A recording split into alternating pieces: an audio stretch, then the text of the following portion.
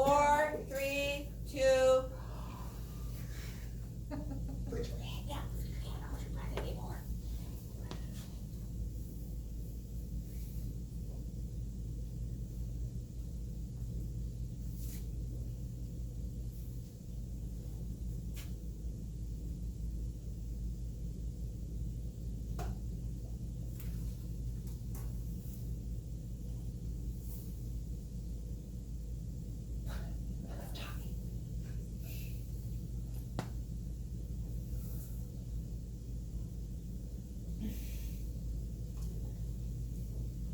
Right, that was 35 seconds. I went 40, I think. Thursday, so we're at 45 seconds.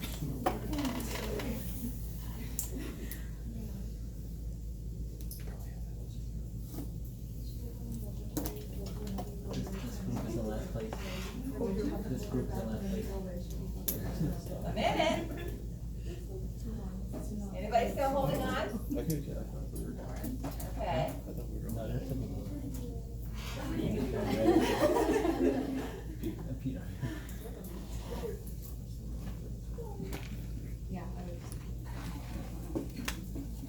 Now there are specialized deep divers that can go 7 minutes. Okay? All right, about minute 20, 20 and 25. Anybody still holding? Anybody? Oh, wow. I was just talking about it. Okay, minute 35. So these people that dive, re-dive without oxygen, or rebreathers, hold their breath. Like somebody died a couple years ago, the mom of, it was a mother-son duo that were record holders, and the mom died. They use rope to go down, and it's like several hundred, like 600, 700 feet that they go down. Now, what would be the best way to hold your breath longer? What is it that's going to force you to take a breath? It's the buildup of CO2. So as we're holding our breath, CO2 continues to move across the capillaries into the alveoli. We're not breathing it out. So as that CO2 in your alveoli builds up, less CO2 is able to move out of the blood, and finally none is, because it's not much difference. Remember, we're looking at 40 to 45 millimeters of mercury. So CO2 starts staying in the blood, and that's going back to the heart and being pumped as arterial blood. And that's what's getting into your CO2 in your CSF fluid and being converted to hydrogen ions. And that's what finally forces you to take a breath.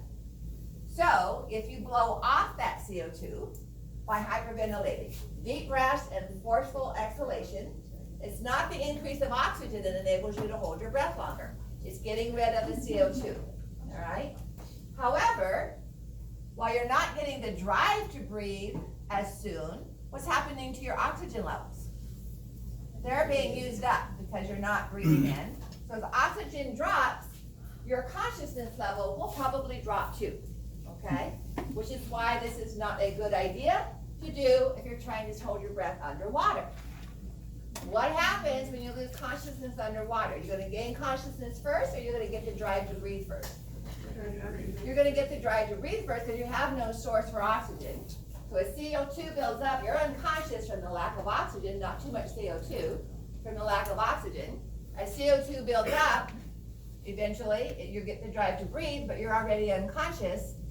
And so your first breath is actually taking in water, okay? And I told the Thursday night group last week, when it was back in the early 2000s, late 90s, there's a group of police academy graduates or nearly graduated down in Stockton that I heard about on the news, how 10 of them had semi-drowned, and they were saved because they lost consciousness in a pool, and all at the same time. And I was like, but their buddies were around and pulled them out. I know what they were doing. They were hyperventilating to see if they could stay underwater longer. Try to stay underwater longer, okay? So it's fine to hyperventilate, but you want to be sitting down.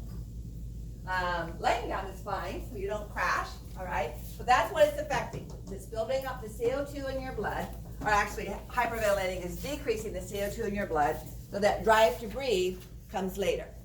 But your use of oxygen is going to continue to occur, okay? So here's what I drew on the board. Here's our dorsal respiratory group. Here's the cerebrospinal fluid in the fourth ventricle.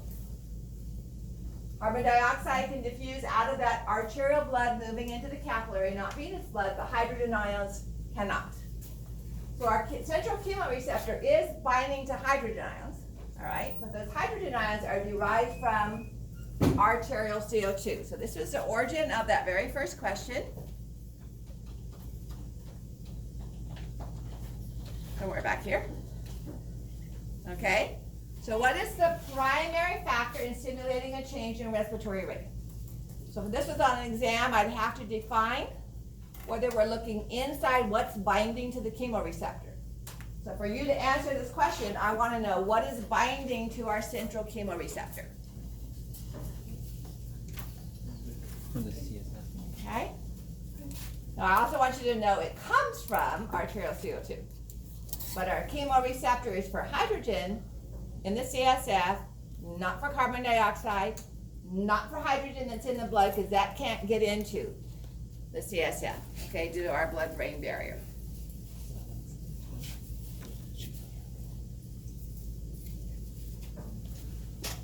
Okay?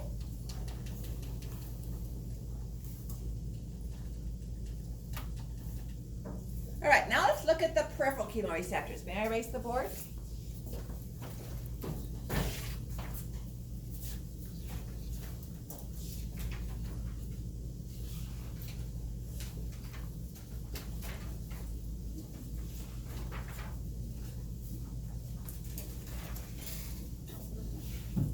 Yes. I'm sorry, go back to 3 real quick. 3, question 3.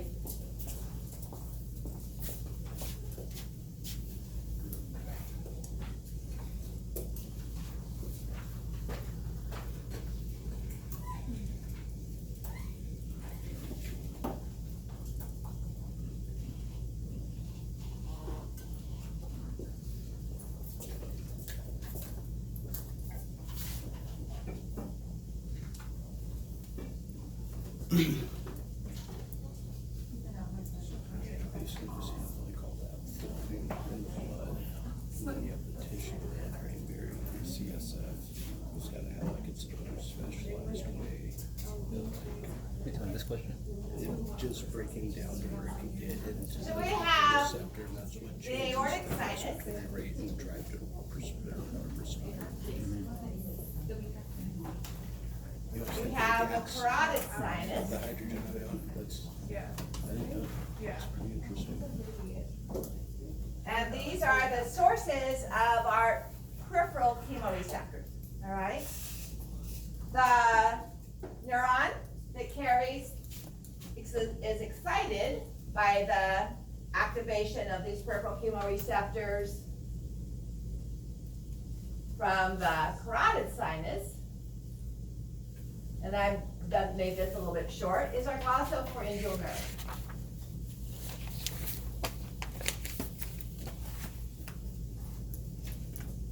So it's gonna fire more often, certain neurons, and they're gonna fire more often as the specialized cells of the carotid sinus fire. The aortic sinus shouldn't be any surprise.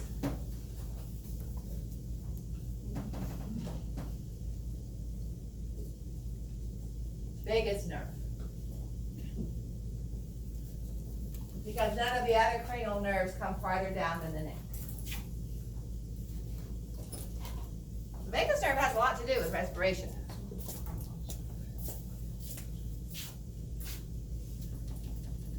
I'm sorry, were you done with the, Peter? So,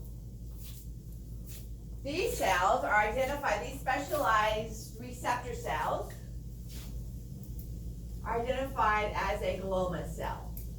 And they are found in the carotid sinus and in the aortic sinus.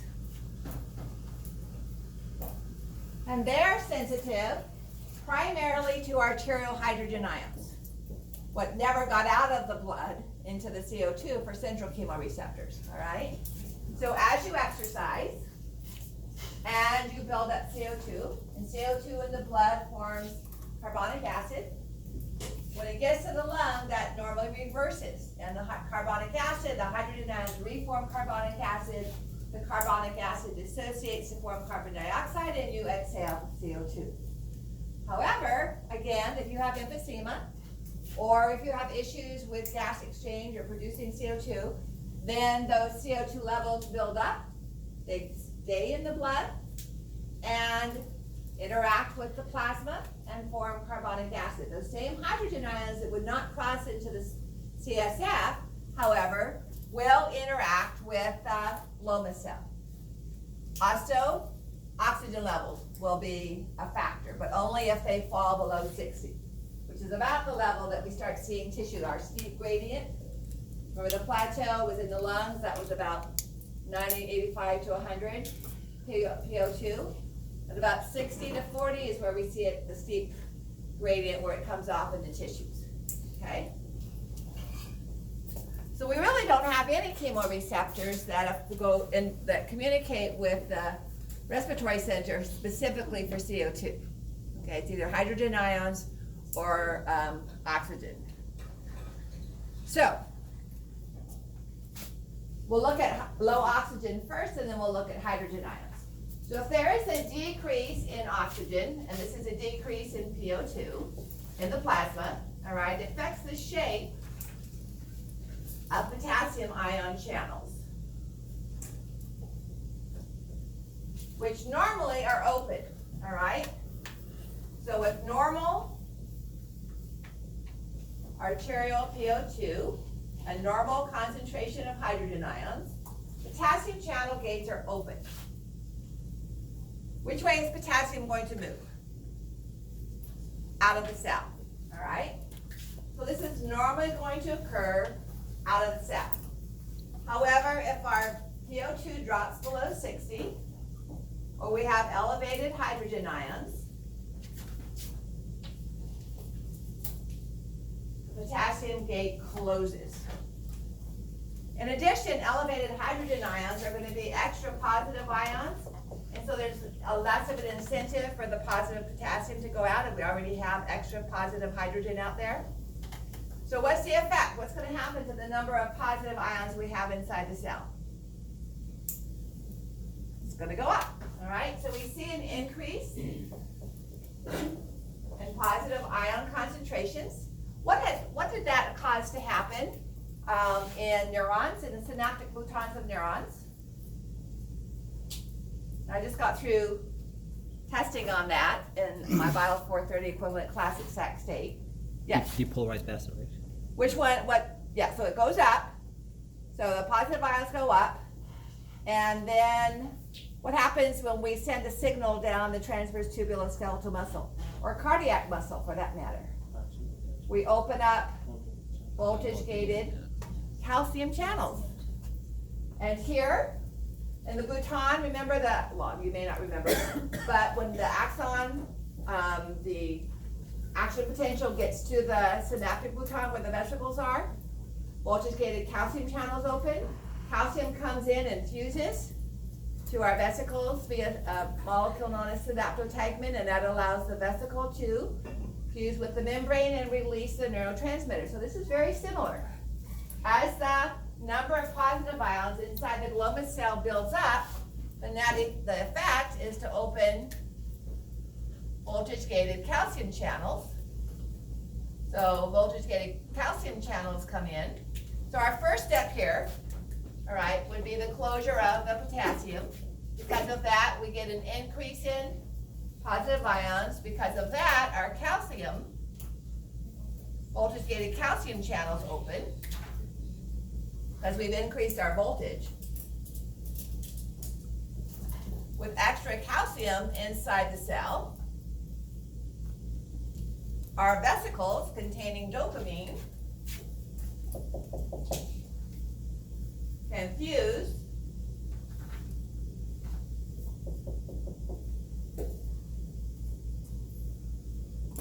dopamine is released and excites the vagus nerve, or excites the glossopharyngeal nerve. And that communicates with the dorsal respiratory group. Okay? And we take more breaths. Or it also factors with the VRG group indirectly, and we breathe more deeply. Yeah.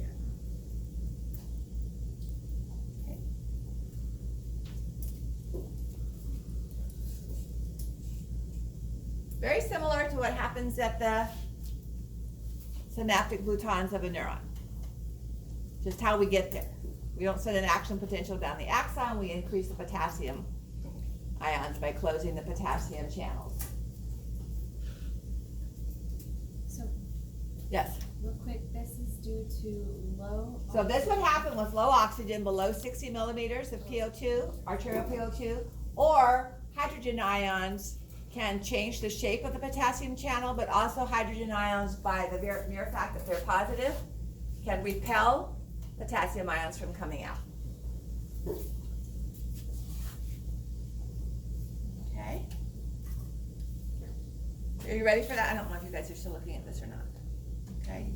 So now if we compare peripheral and central, all right, if PO2, arterial PO2 is below 60, then our peripheral chemoreceptors fire. It actually turns off the central, it doesn't work, okay? So it activates the peripheral if it is less than 60. Hydrogen ions will stimulate the loma cells, the peripheral. They don't have anything, no effect at all on the central because they can't cross the blood-brain barrier, all right?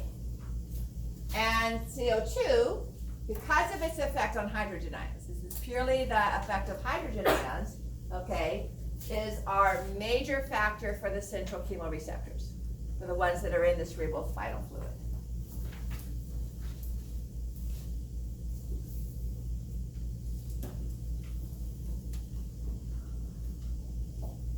All right, so there's a couple of other slides here that do some summaries, okay? But that essentially is the end of content. We have a couple of questions left. So which of the factors would function to decrease arterial PO2?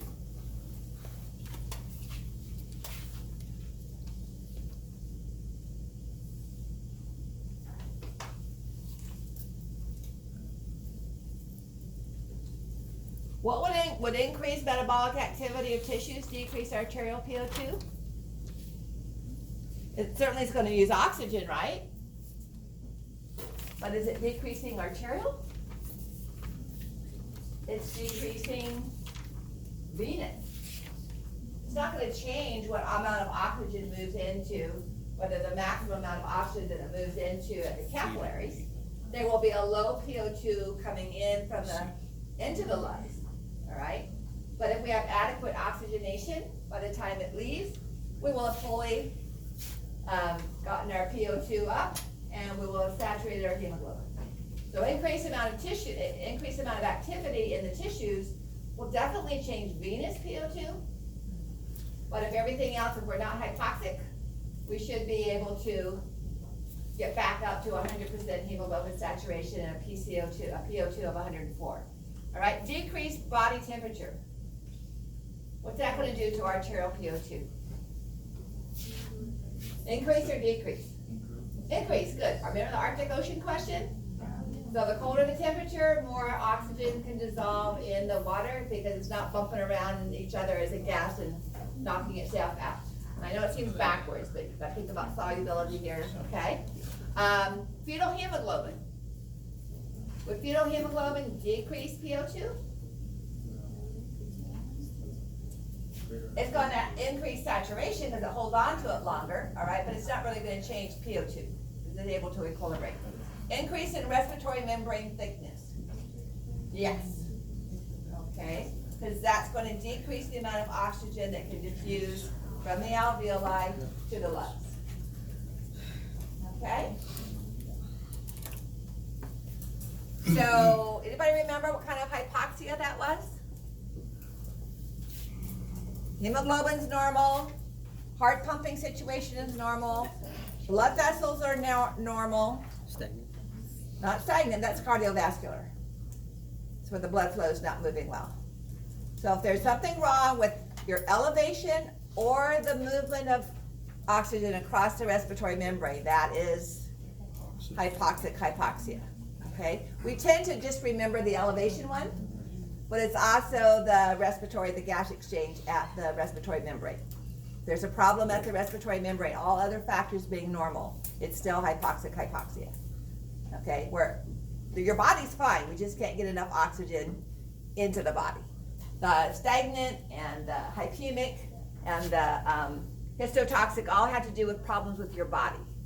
Hypoxic is the gas exchange membrane, the respiratory membrane, or altitude. Okay? All right. Question 5. Which of the following would increase PO2 in either venous or arterial blood? Is increasing the amount of hemoglobin increase PO2? This increases the amount of oxygen that we're carrying, but it's still going to equilibrate in the lungs. So the more hemoglobin we have, we're still going to, if we have normal lung function, we should still be able to equilibrate, which is what is in the lungs. Okay?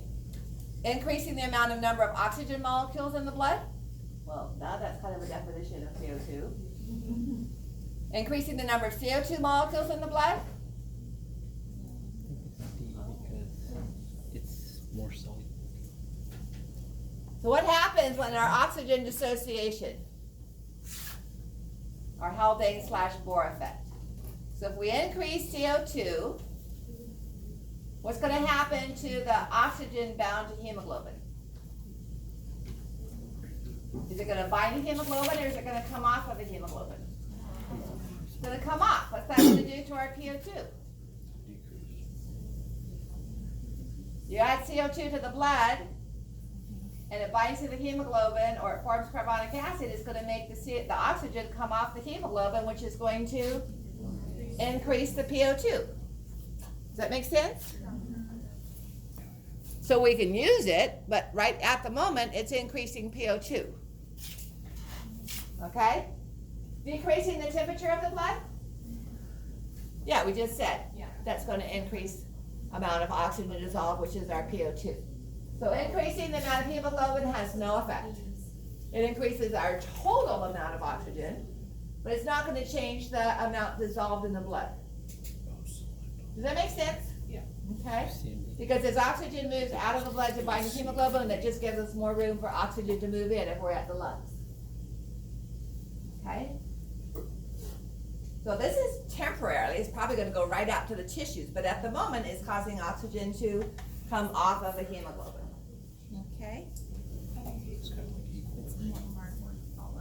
Okay, that's the last question. So why don't we take a break? Gosh, you're finishing early tonight. Let's take a break and come back and start lab at 5:00. Okay? So 20 minutes break. You can go ahead and pick up your bio packs. Because of the hemoglobin.